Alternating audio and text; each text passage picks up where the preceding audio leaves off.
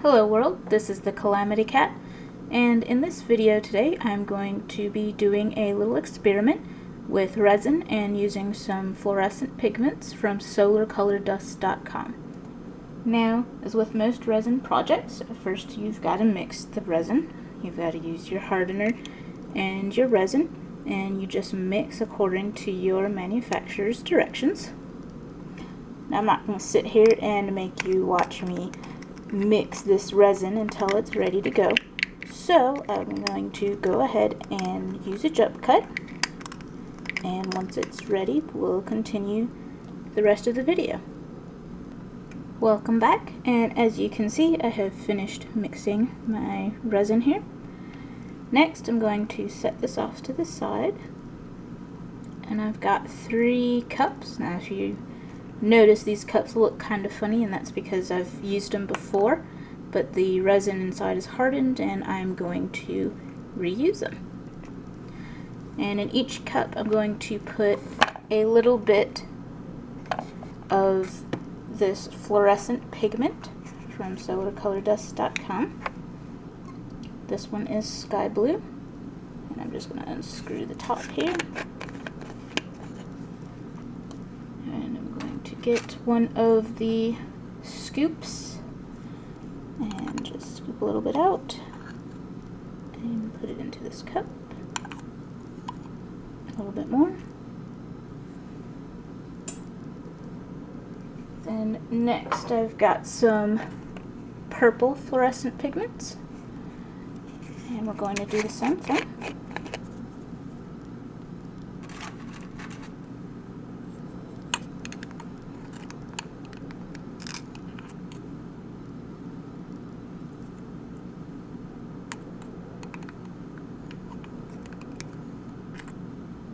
A little bit more in there. And finally I have some green fluorescent pigment.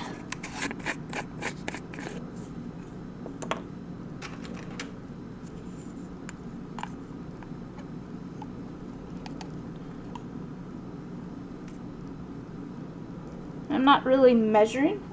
If I need to add more, I'll add more.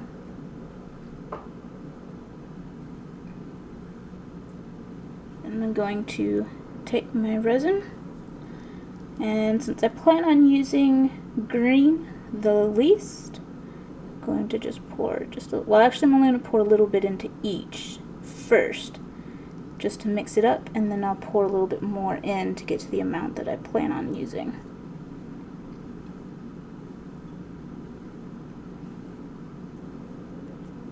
I'll set that back off to the side. I'm going to get a toothpick. I'm just going to mix the pigment in with a little bit of resin that I used. Usually I would do this in a spoon, and that actually helps get the clumps out a little better. But I had these extra cups that I had already used, so I figured I'd go ahead and use those instead. Alright, that's mixed up pretty well. Get another toothpick and do the next 2. Alright, now that I've got them all mixed, I'm going to pour a little bit more resin in each, because this is how much resin I'm going to use. I'm going to use a medium amount of purple. Just pour a little bit more of that in.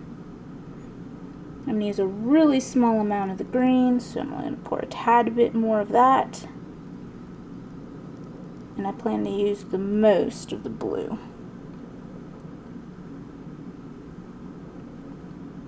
That should be pretty good. And I'll save the rest of that resin for a different project that I'm also working on. I'm going to go ahead and mix these again. Actually, I think I'm going to get a little bit more resin into the purple here.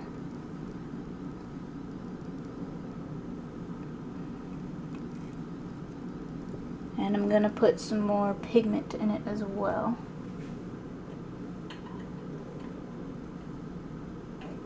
It's a little more translucent than I'd like.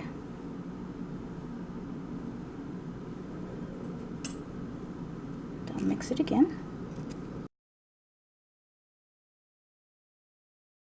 I think I'm also going to pour a little bit more resin and pigment into this one as well.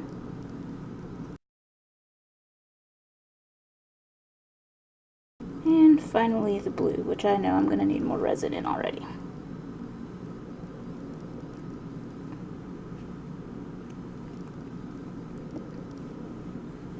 And a little more pigment too.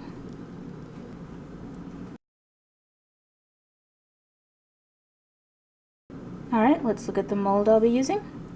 And as you can see, it's got several different layers in it. And this is where the experiment part comes in. Normally with a mold like this, what I would do is pour one layer, wait for it to harden, and then pour the next layer, and then the next layer after that. But for this experiment, I'm going to pour all the layers on top of each other at once and see what kind of resin we pop out once it hardens. So I'm pouring the green layer first. I want to just go ahead and spread it to the edges of the first layer of the mold.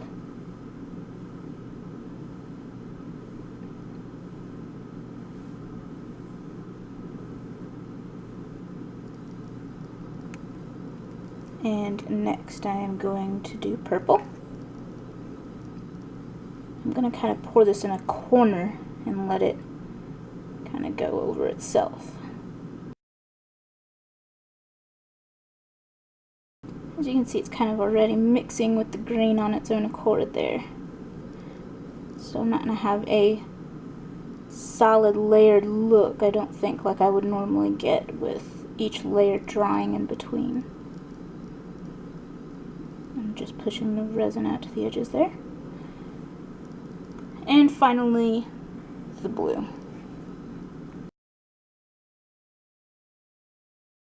It looks like I probably should have mixed a little bit more, but that's alright.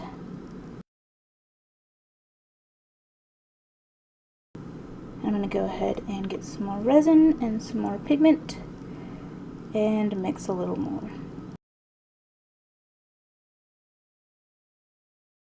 Pour that in as well.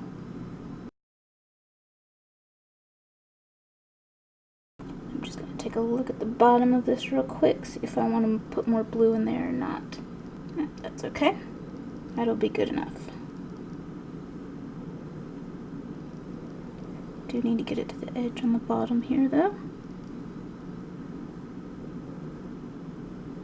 There we go.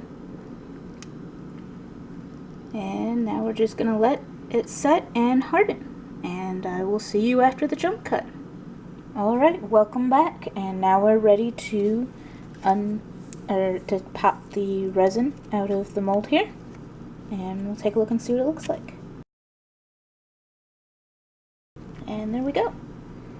As you can see, this is it's shiny in a few spots, but it's kind of got a matte finish to it. And that's going to be because that's how the inside of the mold is.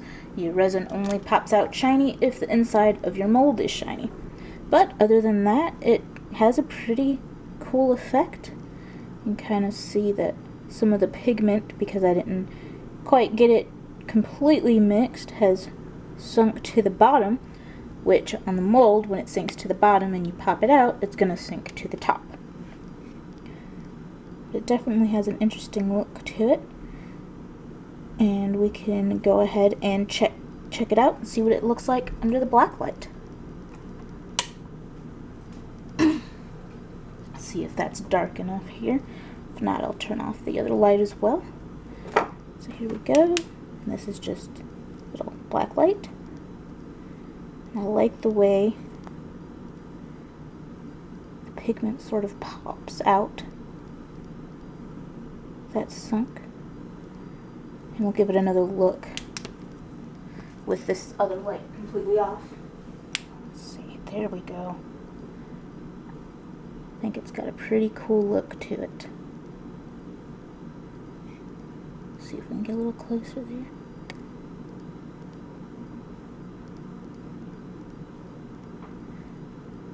Alright. And what I'm going to do now is I'm going to get a paintbrush, just a cheap little paintbrush, like this. I'm going to mix some more resin and paint another layer of resin over the top of it, and it'll give it a really nice shine. And I'm going to finish the back of it here, so that way it's nice and smooth and I can turn it into a nice little pendant. And we'll go ahead and do that, and I'll see you after the jump cut. Alright, welcome back, and we are taking a final look at the necklace I made using resin and the blacklight sensitive pigments from solarcolordust.com. As you can see, I did add the extra layer of resin to the top, and it's made it nice and shiny compared to the matte it was before. I also added a bail so we can turn it into a necklace later, and I finished off the back with resin mixed with a nice fluid acrylic. We'll take one last look at it under the blacklight so you can see how having a shiny resin as opposed to the matte affects it. As you can see, it's very nice and reflective.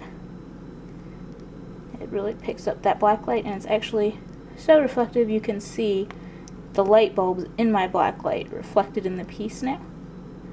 But I really like the way the pigment came out, the look it's achieving here.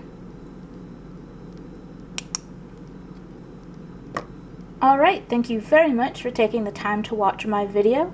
Check out some of my other resin work on my Instagram account. I'm at the Calamity Cat. And of course, check out the pigments available on solarcolordust.com. There's a really wide variety and you can do a lot of cool stuff with it. Again, thank you for watching. Adios.